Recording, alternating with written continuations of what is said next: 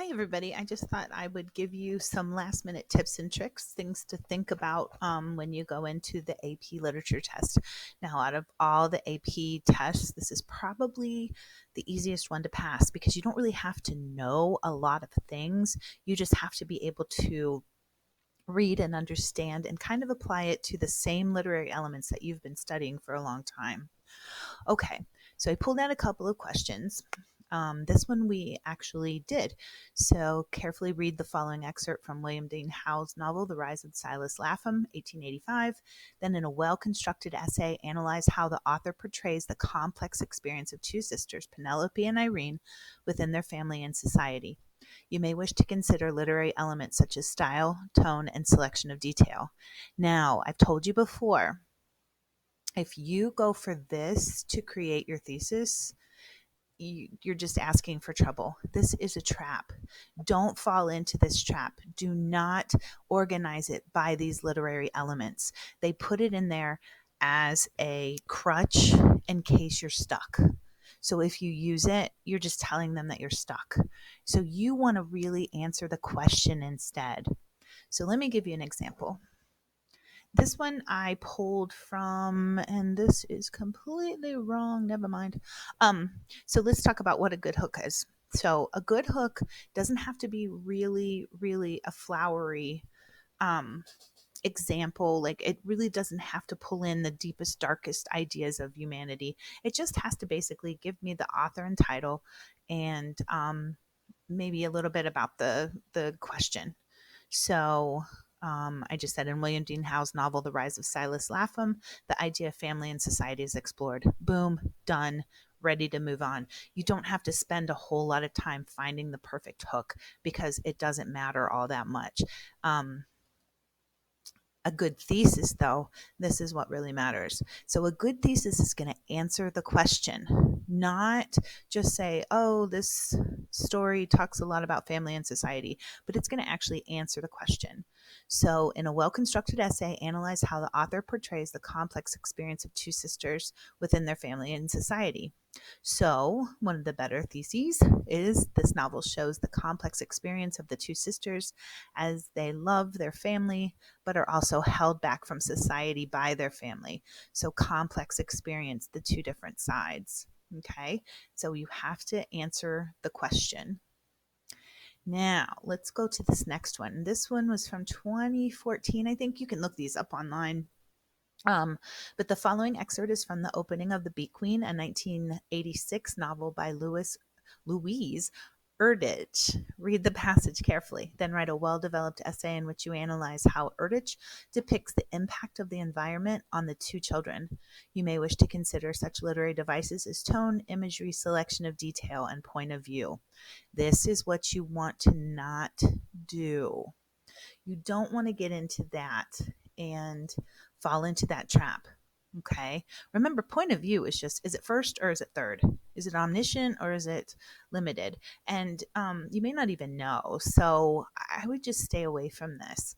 Every author uses a tone. Every speaker uses a tone. So you can't say the author uses tone to get his point across. Well, who doesn't? I'm using tone right now. My tone's a little snotty at the moment. So you don't want to fall into that trap. But what you want to do is you want to answer the question, the impact of the environment on the two children. Okay, so what's a good hook? Anything with the author and title. In the 1880s, whoops, that should be 1986. In the 1986 novel by Louise Erdrich, the environment plays a large role. Boom. Not exciting, nothing to scream about, but it gets the job done. Okay, so you don't have to spend 10 minutes trying to think of the perfect hook. Okay. Um, whoops. I didn't mean to put that one in there either. Okay. So now here is the let me go back. So here is a screenshot of the top score point that they had. Um, on the website. And like I said, you can look these up. I usually Google AP College Board literature release tests and I can find all of them. You only want to look at question 2 because that's the only question you have.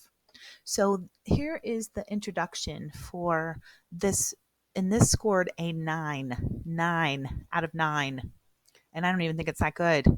That shows you how much like where their emphasis is. So, environment, not just society and dialogue, play a key factor on the emotional impact of an individual. In Louise Erdrich's novel, The Beat Queen, Eldridge utilizes the literary techniques of specific selection of detail and imagery to depict the bleak, the bleak tone of the environment. As such, the I can't read this. The hopelessness and lack of beauty impacts the children negatively towards their environment, leaving them without hope or comfort.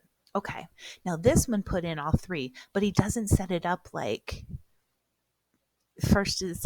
I mean, actually, he does. First is imagery, but it's going to focus on the negative impact of their environment on the children. Okay, so it's answering the question. And what was the question? Depicts the impact of the environment on the 2 children. So you are actually tearing apart the author's words in order to explain the impact of the environment on the children. Okay, here's another one, and I've never read this novel.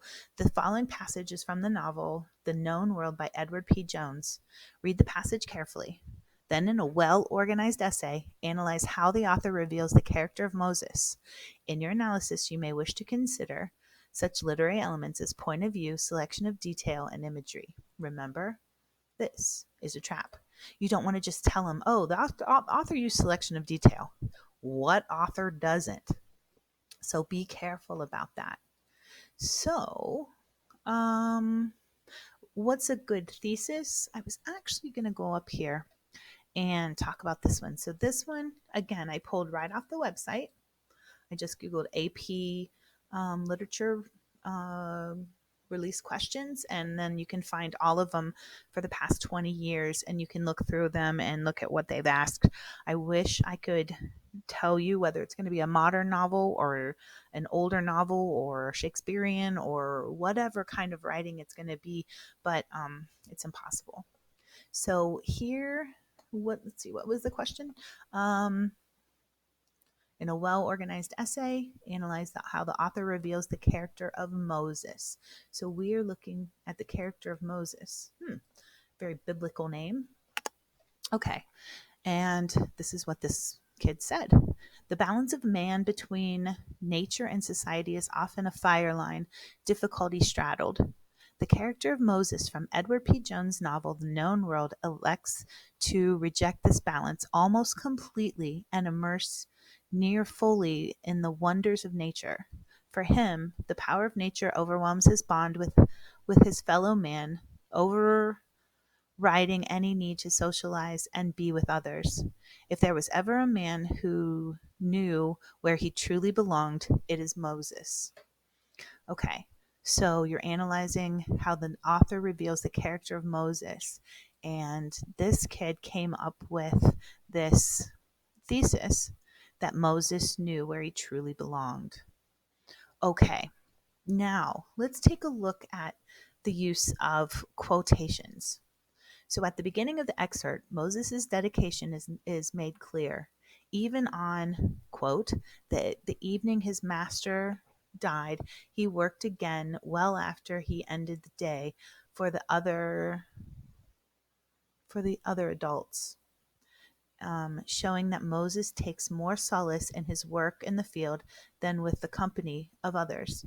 The end of the day is his time to commune with nature, while for others it is time to satiate the hunger and tiredness. Look at how he pulled just a small quote to round out his sentence. That Moses has something, their home. Oh, I can't read it. Moses' appreciation for nature is displayed through the narrator's, albeit third person, description of the setting sun as French long memory of red orange laid out in still waves across the horizon. So he pulled this out to show, I think that's French, I don't know, to show that we have a third person narrator. This imagery is beauty, can only be rivaled by the true experience Moses has due to its sheer vividness. Almost taking the sunset as a signal, Moses begins his meditation with nature. So this kid is sticking to this idea that Moses knows who he is and Moses knows where he belongs. The first step in Moses' ritual is the consumption of soil. The author's intent here is likely to demonstrate just how attached Moses is to the world around him. He eats the dirt as if it were a spot of cornbread, displaying a high level of familiarity and comfort. Is what most would call an odd activity. His reason and the act is that doing so enables him to discover the strengths and weaknesses of the field out of a base level, paralleling his drive for work. However, none more importantly, the process tied him to the only thing in his small world that meant almost as much as his own life, plainly highlighting his devotion to nature. His wife and children pale in comparison to the majesty of nature. The first portion complete, Moses moves on to the next phase. Moses' journey with nature continues with the sun gone and no man and the darkness and no moon and the darkness having taken a more hold of him. Jones' choice of the word nice likely serves to contrast Moses' opinion of darkness with the normal perspective. While many people fear darkness, we learned about that. Moses welcomes its embrace. The depiction also personifies the darkness, lending more power to nature. Clearly, in tune with nature, Moses next smells the coming of rain. He lets the something surge through him, the air surge through him, accepting after the soil another fragment of nature within. Then, neglecting the sound of playing children, Moses chooses to hear the last bird of the day as its evening chirped. His rejection of the children and refusal to return to his wife and eat dinner, instead venting to the forest, reveals that Moses' true allegiance lies with nature, not civilization. So as you can see, this goes on. Well, I guess it ends here. As you can see, this kid uses a ton of quotes to really prove the point. Because if you look at the question, and the question says, read the passage carefully. So if that's the part you're skipping, you're not going to do well. You have to read the passage carefully. You have to let those words envelop you. You have to think of what phrases stick out to you. Think of what phrases really make you see it, hear it, smell it, taste it, what did I forget? Touch it, whatever. So you definitely want to make sure that you have embraced the passage, okay? And you want to make sure that you're answering the question.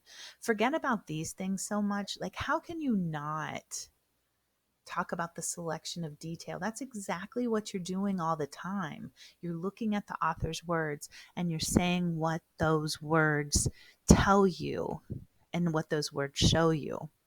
Okay. Now, I'm going to stop there on this one, and I'm going to come back with some common symbols here in a minute. Maybe. Maybe not.